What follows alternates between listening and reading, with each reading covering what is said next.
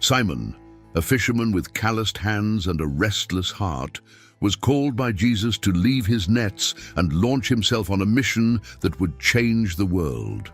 Among ordinary men, he was chosen for something extraordinary, although at that moment he perhaps did not understand the enormity of his calling. Get ready to dive into Simon's incredible journey, a story full of challenges, doubts, and moments that show the transformative power of God's call. Subscribe to the channel for more exciting biblical stories and turn on the notification bell so you don't miss any videos. If you like the content, don't forget to send a thanks a lot. And if you want to support the channel even more, become a member and gain access to exclusive benefits. Simon was born in Bethsaida, a simple and noisy village on the shores of the Sea of Galilee, where the smell of fresh fish and the sound of water mixed with the hustle and bustle of conversations in the market. Son of Jonah, he grew up learning to cast nets into the sea and understand the vagaries of the wind and waves. Life was practical, repetitive, and fishing was both sustenance and inheritance. Like many there, he knew that the days would be spent at sea and the nights by the fire, mending nets or telling old stories. Simon was not known for being extraordinary.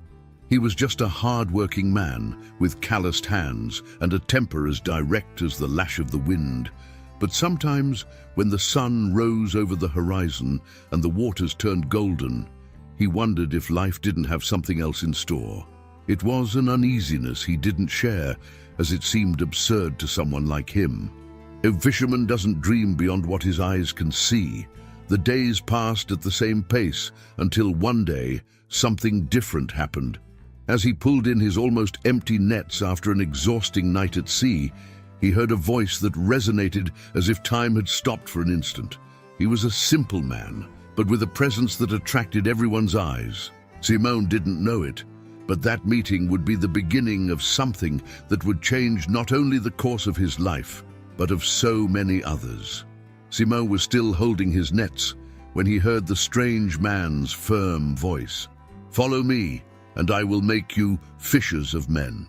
The phrase was as enigmatic as it was magnetic. He stopped, frowning. Fishers of men? What did that mean? But before reason dominated him, something deeper drove him. Maybe it was the tiredness of a life of empty nets, or the sparkle in the eyes of that man who seemed to see beyond the surface. He didn't know for sure, but suddenly letting go of the nets seemed like the most natural thing in the world. Alongside André, his brother Simon left the boat behind, without looking at the fish that floated shyly on the bottom. That man, called Jesus, walked ahead in no hurry, but with a clear destination. Simon felt each step weighing heavily as if he were crossing an invisible portal, leaving an ordinary existence for something he still couldn't explain. The days that followed were intense. Jesus spoke of a kingdom that was not made of golden thrones or powerful armies. It was a kingdom that was born in people's hearts, something that seemed as distant as the mysteries of the deep sea. For Simon, understanding this was like trying to tame a storm with his hands. But he continued, even without understanding everything, attracted by that presence that seemed to carry the weight and lightness of the world at the same time. Every day, Simon saw things that challenged everything he knew.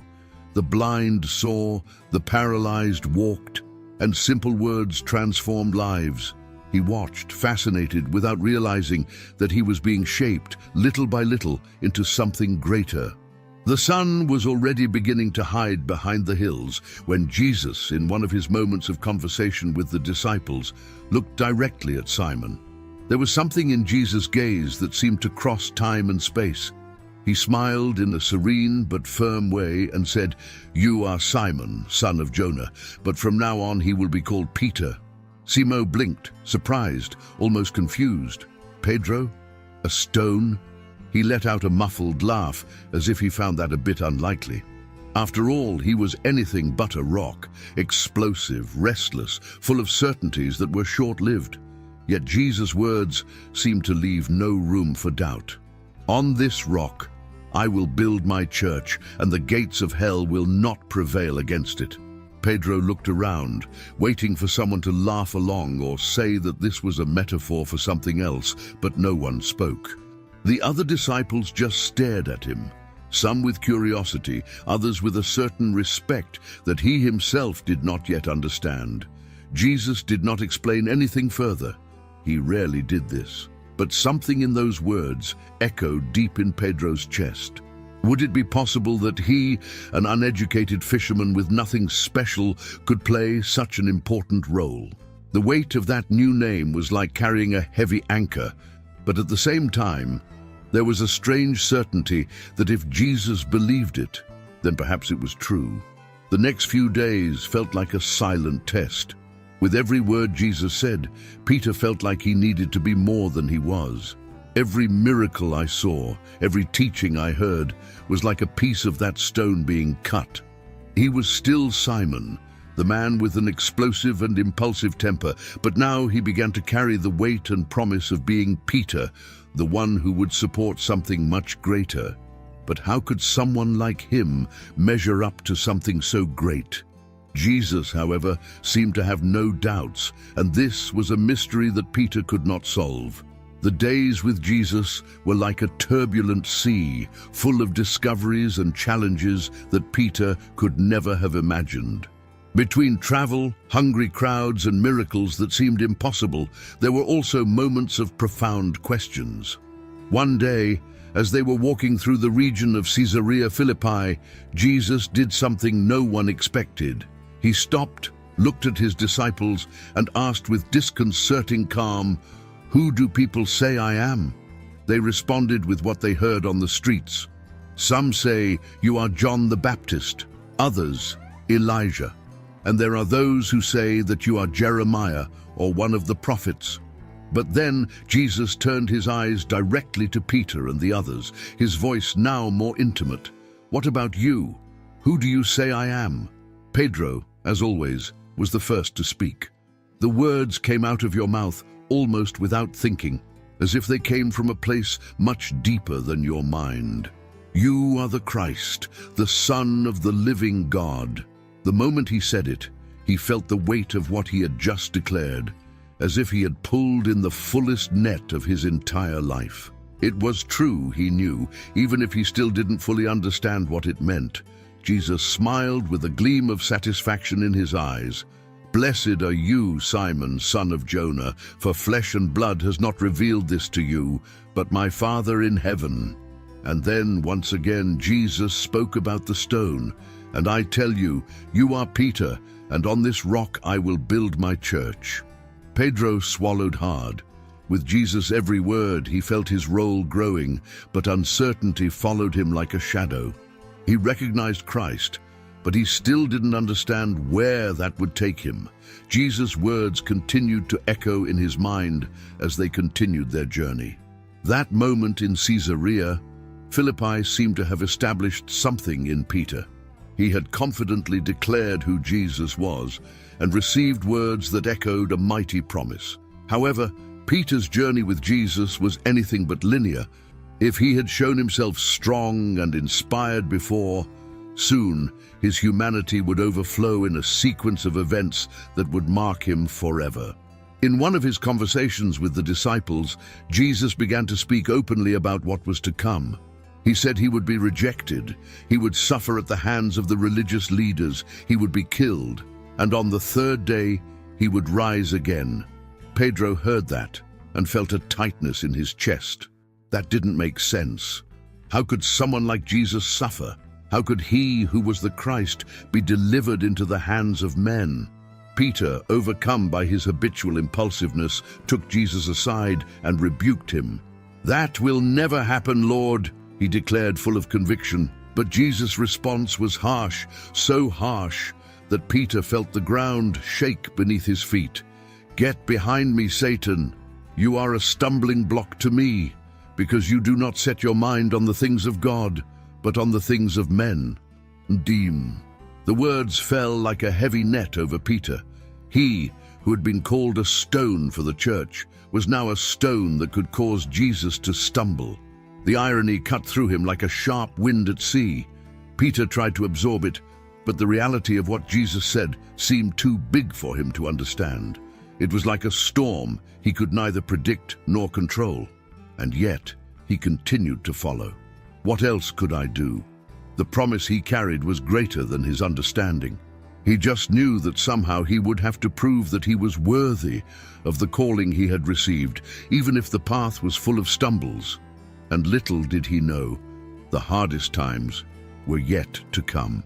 The wind was blowing strong that morning, and the waves rose like liquid walls on the Sea of Galilee.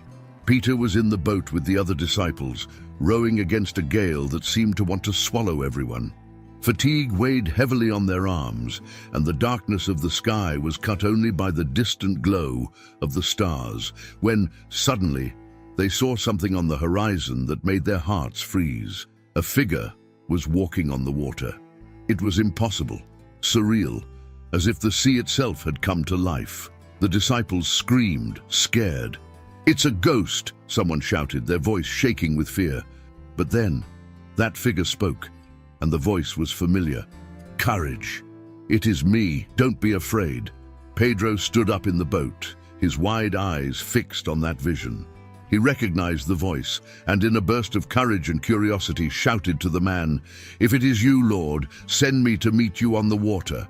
It was typical of Pedro. Act first, think later. Jesus only said one word, "Come." Without hesitation, Pedro climbed onto the edge of the boat. His heart pounded as he put his first foot in the water. To his surprise, it didn't sink. Then the second foot. There he was, walking on the water. It was impossible, a miracle in itself. The wind bit his face, and the sound of the waves around him seemed more distant now. For a moment, he felt invincible. But then, Pedro looked at the wind. The roar of the storm invaded his mind, and fear began to take over. He took his eyes off Jesus, and at that moment he began to sink. "Lord, save me!" he shouted, the water already reaching his face. Jesus quickly reached out his hand and caught him. "O man of little faith, why did you doubt?" said Jesus, with a tone that mixed gentleness and rebuke. Peter, soaked and shivering, returned to the boat with him, feeling small in the face of the strength of the wind and his own weakness. As the sea calmed, Pedro remained silent, thinking about what that really meant. There was still so much to learn, and the path before him seemed increasingly challenging. And then came the moment that Pedro feared, but had never imagined would be so painful.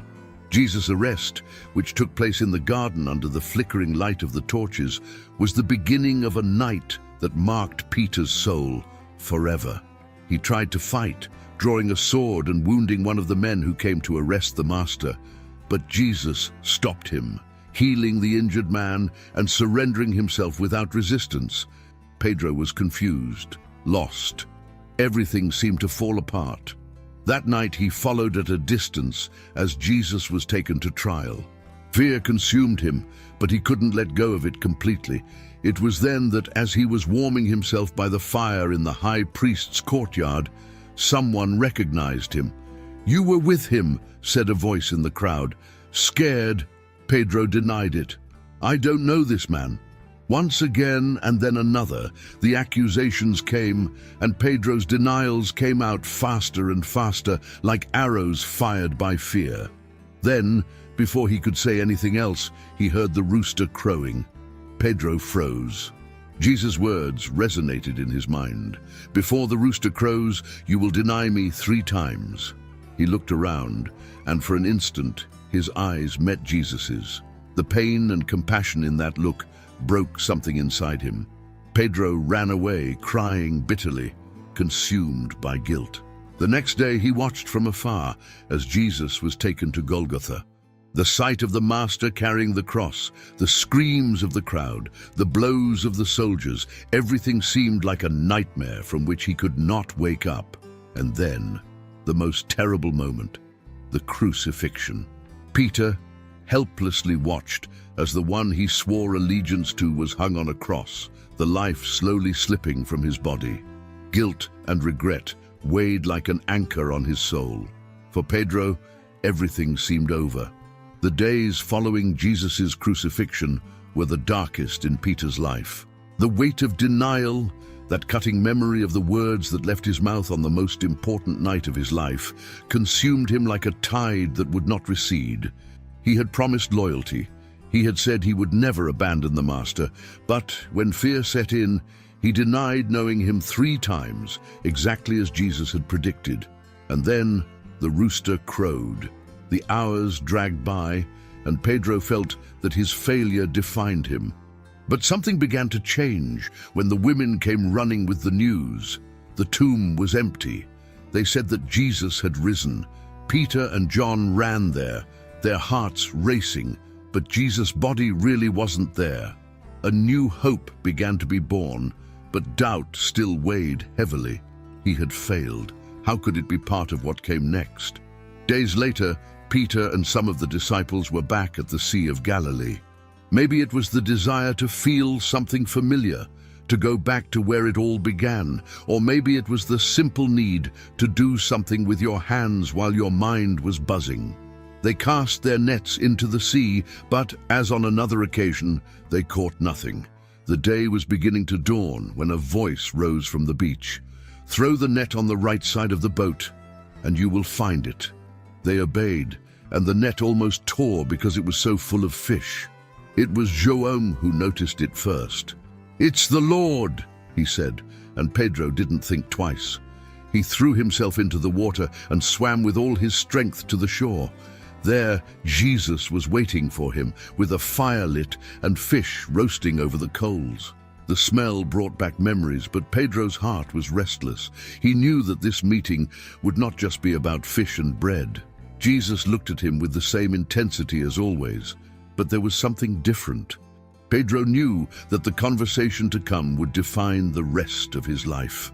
As the fire crackled on the beach, Peter sat before Jesus, his eyes fixed on the glow of the coals. The smell of roasting fish mingled with the sound of waves gently breaking on the shore.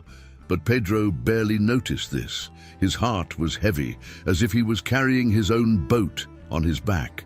He knew Jesus had forgiven him, but something inside him was still broken, and it felt like only this moment could fix it. Jesus looked at him patiently, but did not soften the question that followed. "Simon, son of Jonah, do you love me more than these?" Peter, with his chest tight, quickly responded, "Yes, Lord, you know that I love you." But Jesus didn't stop there. He asked again and again, "Simon, son of Jonah, do you love me?" Each time Pedro responded, it seemed as if a layer of his pride, of his pain, was peeled away, until on the 3rd question he felt the wound opened by denial finally heal. "Lord, you know all things. You know I love you." Jesus then looked at him with that same sparkle in his eyes that Peter had seen so many times before. "Take care of my sheep," said the Master, and Peter felt the weight of a new calling rest on his shoulders. It wasn't a weight like the guilt he carried before, but something that came full of purpose and redemption. Jesus was entrusting him with something precious, the care of those who followed the faith that he had initiated. After that morning, Pedro seemed like a different man, not because he had changed completely, but because, for the first time, he understood that his strength would not come from himself. The days that followed brought even more challenges.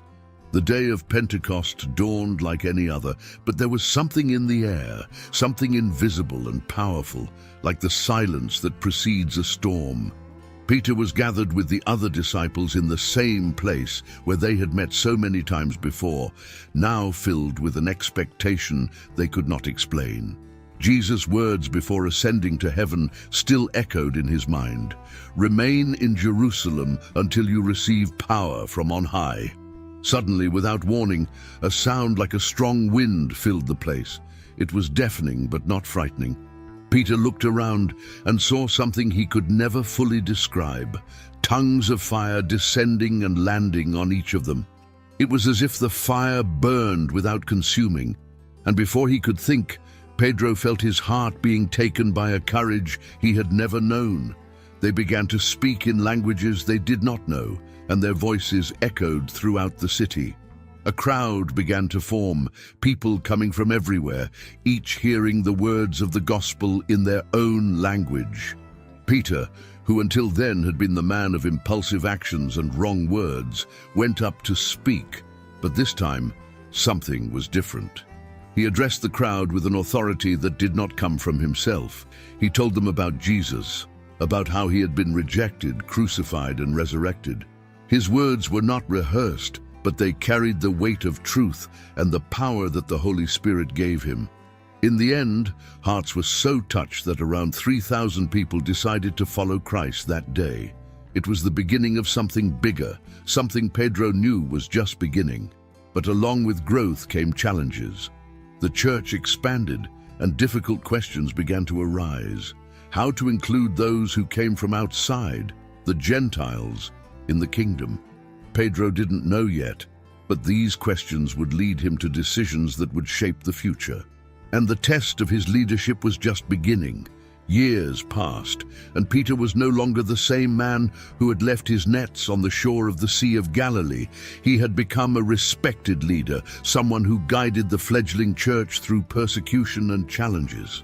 But despite all the courage he exuded now, his journey was still marked by questions, tensions, and decisions that required more faith than he believed he had. One of the greatest challenges arose when the Gentiles began to embrace faith in Christ. Until then, the church was made up mostly of Jews, and many believed that new converts should follow the same Jewish traditions and laws. Pedro, who had grown up with these customs, also had his doubts and prejudices. But then something extraordinary happened. One day, while he was in prayer, Peter had a vision. He saw a great sheet descending from the sky, full of animals that, according to Jewish law, were unclean. A voice commanded, "Get up, Peter, kill and eat." He, horrified, replied that he had never eaten anything unclean. But the voice insisted, "Do not call unclean what God has cleansed." Peter didn't fully understand at the time, but the vision soon made sense when he was called to the home of Cornelius, a Gentile. There, he saw the Holy Spirit descend upon them in the same way that he had descended upon the disciples at Pentecost. It was a transformative moment. Peter realized that the kingdom of God was for everyone, regardless of their origins. This decision changed the course of church history, opening the doors for Gentiles and Jews to walk together in faith. Years later, Peter was taken to Rome, where he faced the greatest trials of his life. He continued to preach, even under the constant risk of arrest and death. When he was finally condemned to crucifixion, he asked to be crucified upside down because he did not consider himself worthy to die like his master. And so the fisherman became an unshakable rock. His story still resonates, showing that even the most ordinary people can be used in extraordinary ways if they are willing to let go of their nets and follow the calling. The story of Simon, the fisherman who became Peter, the rock, is more than a sequence of remarkable events. It is a living portrait of a journey of transformation that begins in simplicity and ends in a legacy that spans the centuries. Peter was not perfect. He stumbled, doubted, and even denied the Master himself. But still he was chosen, restored, and used for something beyond his understanding. This teaches us something profound. God does not choose the perfect, but transforms the available ones. Pedro was an ordinary man. His hands, calloused from fishing, and his impetuous tongue did not make him a natural leader. But in the right hands, it became the basis of a message that changed the world. And perhaps this is the biggest lesson. What we are today does not define what we can become. God sees beyond our mistakes and weaknesses, seeing the potential that even we ourselves cannot imagine. There is also something deeply human about Pedro. He was brave enough to get out of the boat and walk on the water, but he was also afraid and sank. He declared that Jesus was the Christ, but soon after tried to divert him from his purpose. He denied the Master, but wept bitterly and accepted to be restored. This emotional roller coaster reflects what we all face. Our faith is tested, our fears surface, but God's grace is always there, calling us back. And then there is the final moment, when Peter humbly accepts martyrdom. He knew his life was no longer about him, but about the calling he had received. This surrender challenges us to ask, are we willing to leave our networks, trusting that there is a greater purpose even when we don't understand the path? In the end, Peter reminds us that it doesn't matter where we start or how many times we stumble. What matters is the willingness to follow the call, even in the deepest waters. And perhaps, looking back, we can see that even moments of doubt and weakness were part of building something eternal. If you liked Simo's story and want to continue following other stories of faith and overcoming, be sure to like this video and share it with those you love. And of course, subscribe to the channel so you don't miss any new content. Together, let's explore more powerful lessons from the Bible.